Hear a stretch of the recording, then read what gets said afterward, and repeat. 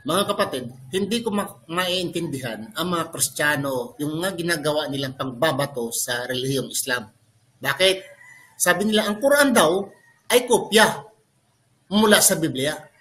Tapos ganito ang mga mali sa Quran, ganito ang mali sa Quran, patayan, etc.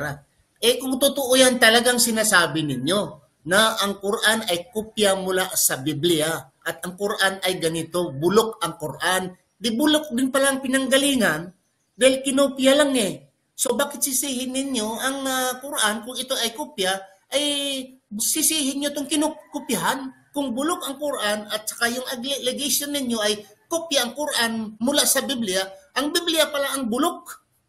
Dahil nangopya lang ang Quran doon, di ba? Bulok sisihin niyo ang kinopyahan. Sabi niyang nag-aaral tayo, di ba? Tapos trust ako sa aking classmate na bright, kopya na kopya ako sa aking classmate. Pag-pass ngayon sa aming papel, zero. Sino sisihin ko na zero ako? Ako? Hindi, nagkopya lang ako. So yung classmate kong sisihin dahil zero. Kung bulok ang aming Quran, bulok din pala ang Biblia dahil ang Quran mula sa Biblia. Di ba, mga kapatid? May utak po ba kayo? Talagang mga gunggong. Mag-isip nga kayo ng maayos.